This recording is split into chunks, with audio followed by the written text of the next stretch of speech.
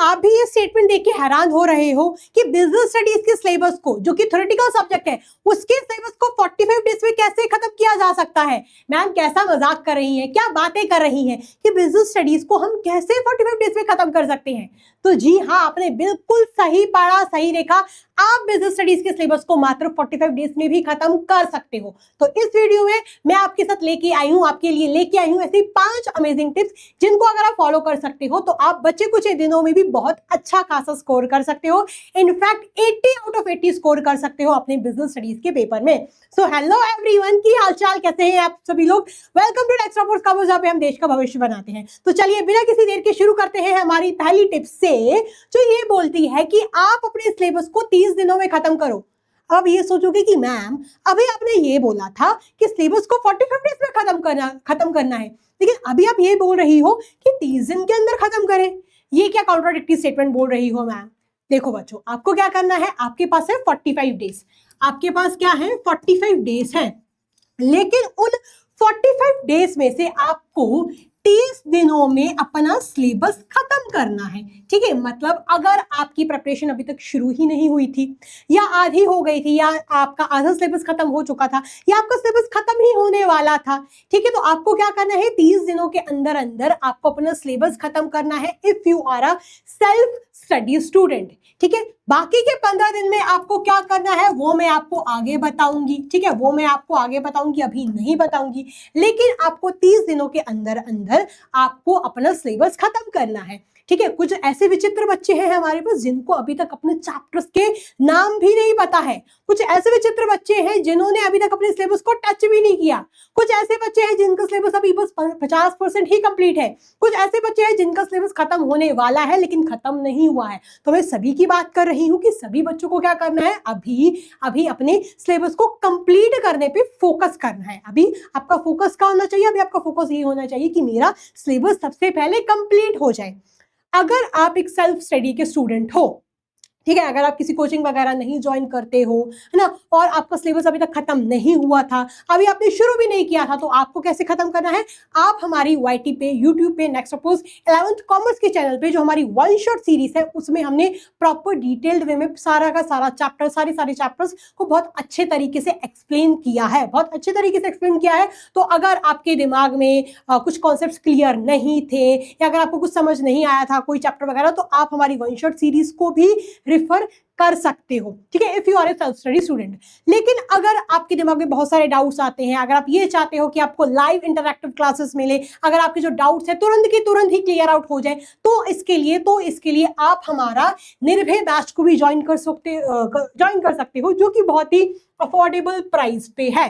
ठीक है, तो अगर आप चाहते हो कि आपको लाइव इंटरैक्टिव क्लासेस मिले, आपके जो डाउट्स है इमीडिएटली क्लियर आउट हो जाए, सो यू कैन ज्वाइन निर्भय बैच। अगर आप सेल्फ स्टडी के स्टूडेंट हो तो आप वन शॉट सीरीज का भी उपयोग कर सकते हो अपने चैप्टर्स को, अपने सिलेबस को खत्म करने में। ठीक है, तो सबसे पहले आपको क्या करना है, सबसे पहले आपको 30 दिनों के अंदर अंदर अपने सिलेबस को खत्म करना है। Your focus should be on clearing, on completing your syllabus.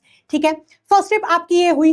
Second tip आपकी ये होगी कि आपको, जब आप अपने सिलेबस को खत्म कर रहे हो, शुरू कर रहे हो, या खत्म करने वाले हो, हमेशा, या अगर आप रिवाइज भी कर रहे हो, तो हमेशा आपको हाई वेटेज चैप्टर्स के साथ शुरुआत करनी है। मैं बिजनेस स्टडीज में हमेशा ये बात बोलती आई हूँ कि हमेशा आपको हाई वेटेज चैप्टर्स के साथ ही शुरुआत करनी है। ठीक है, जिसके फॉर्म्स ऑफ बिजनेस ऑर्गेनाइजेशन हो गया, इंटरनेशनल बिजनेस हो गया, बिजनेस स्टडीज का जो पार्ट बी है, ठीक है, वो अच्छा खासा वेटेज रखता है, कम चैप्टर्स में अच्छा खासा वेटेज है, तो आप उसके साथ भी शुरुआत कर सकते हैं। कुछ ऐसे चैप्टर्स हैं जैसे कि emerging modes of business, corporate social responsibilities वाला चैप्टर, इन चैप्टर्स को बाद में भी कर सकते हो, बिकॉज इसमें से कम क्वेश्चंस आते हैं, है ना। तो आपको क्या करना है, हमेशा हाई वेटेज चैप्टर्स के साथ ही शुरुआत करनी है। भले आप अपना सिलेबस शुरू करने वाले हो, खत्म करने वाले हो, रिवाइज करने वाले हो, कुछ भी करने वाले हो, हमेशा आपको अपना हाई वेटेज चैप्टर्स के साथ ही शुरुआत करनी है। ठीक है, तो सबसे पहले आपका फोकस होना चाहिए कि मेरा सिलेबस खत्म हो जाए।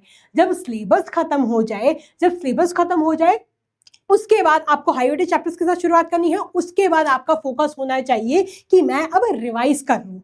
बच्चों, अगर आप ये सोचते हो कि बिना रिवाइज किए ही मैं पेपर देने चला जाऊंगा, मेरे को सब कुछ बन जाएगा, सब कुछ आ जाएगा, सब कुछ लिख दूंगा, तो आप बहुत बड़ी गलती कर रहे हो। बिकॉज बिना रिविजन के आपको अपने एग्जामिनेशन में कुछ भी याद नहीं आने वाला है। I am telling you, business studies theoretical subject है, कंप्लीटली थ्योरेटिकल सब्जेक्ट है। तो जब तक आप रिवाइज नहीं करते, जब तक आप उन चीजों को दोबारा से नहीं पढ़ते, तब तक आपको कुछ याद नहीं आने वाला है। ठीक है, रिवीजन के लिए आप अपने हैंड रिटन नोट्स को भी बना सकते हो।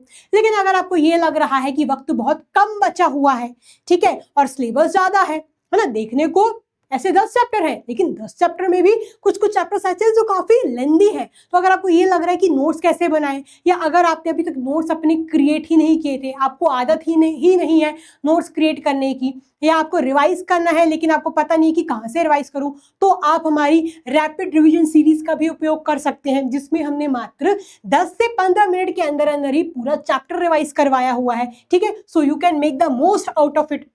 आप इस रैपिड रिवीजन सीरीज को भी यूज कर सकते हो अगर आपको एक चैप्टर को 10 से 15 मिनट में रिवाइज करना है। या अगर आप निर्भय बैच को ज्वाइन करते हो, तो जो बच्चों को सबसे बड़ी दिक्कत जाती है रिवाइज करने में, और जो बच्चों की सबसे बड़ी डिमांड होती है कि हमें 1 पेजर नोट्स मिल जाए जिसमें हमारा पूरा चैप्टर एक पन्ने के अंदर ही समाया हुआ हो, हमें तो वो चाहिए मैम। तो आपको निर्भय बैच में, जी हाँ आपने बिल्कुल सही सुना, आपको 1 पेजर नोट्स भी मिल रहे हैं। ठीक है, आपको वहां पर 1 पेजर नोट्स भी यहाँ पर मिल रहे हैं, जिसमें पूरा चैप्टर आपके एक ही पन्ने में होगा। तो आपको चिंता करने की कोई जरूरत नहीं है। अगर आप फटाफट रिवाइज करना चाहते हो तो रैपिड रिवीजन का भी उपयोग कर सकते हो।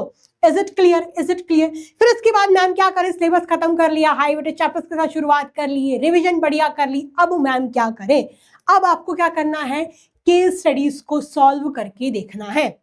बच्चों, जो सबसे बड़ी दिक्कत जाती है बिजनेस स्टडीज में, बच्चों को ये जाती है कि बच्चों से केस स्टडीज ही नहीं बनते। बच्चे केस स्टडीज से डरते हैं, उनको फियर होता है कि हमसे नहीं बनेगा। और जब वो एग्जामिनेशन में देखते हैं ना, इतने बड़े एक एक पेज में, तो एक एक 1.5 पेज में तो एक एक केस स्टडी बन जाती है, तो बच्चे देख के डर जाते हैं कि ये क्या है, इतना बड़ा कॉम्प्रिहेंशन पैसेज, वो भी इतना टफ, हम कैसे सॉल्व करें। तो आपको क्या करना है, केस स्टडी की प्रैक्टिस पहले से ही करनी है।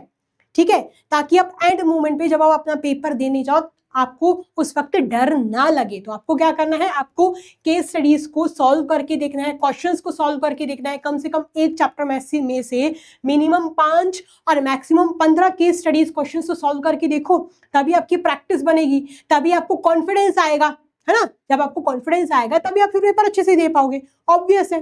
फिर इसके बाद आपको क्या करना है, जब आपकी केस स्टडीज वगैरह भी सॉल्व हो जाए, फिर इसके बाद आपको solve as many mock test as possible. आपको मॉक टेस्ट देखने हैं। ये सबसे अंडररेटेड स्टेप है।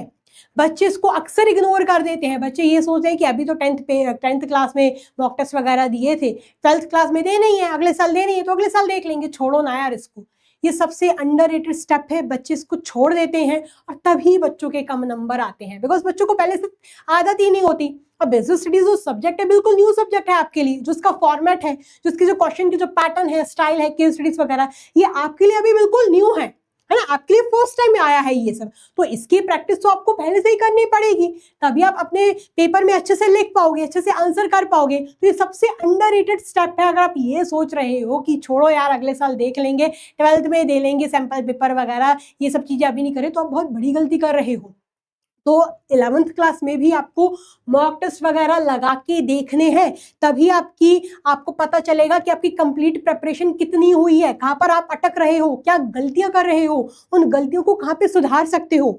अभी आपके पास वक्त है। जिस दिन आपका एग्जामिनेशन होगा ना, उस दिन आपके पास वक्त नहीं होने वाला।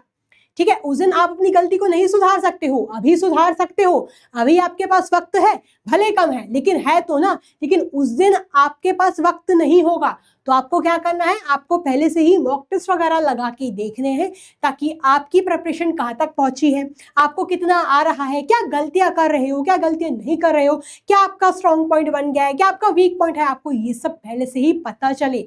और अगर आप अपनी गलतियों को समझ रहे हो, गलतियों को देख रहे हो, गलतियों को सुधार सकते हो, तो इससे और बड़ी बात क्या हो सकती है यार।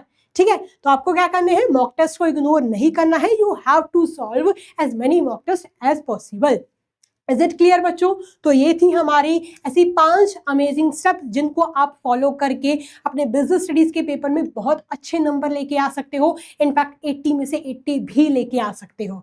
सो आई होप आपको ये वीडियो बहुत अच्छी लगी है। अगर आपको ये वीडियो अच्छी लगी है तो प्लीज थोड़ा सा प्यार दिखाएं हमारे कमेंट बॉक्स में। Till the time take care, keep working hard. Thank you so much, God bless you, love you all, take care, tata, bye bye.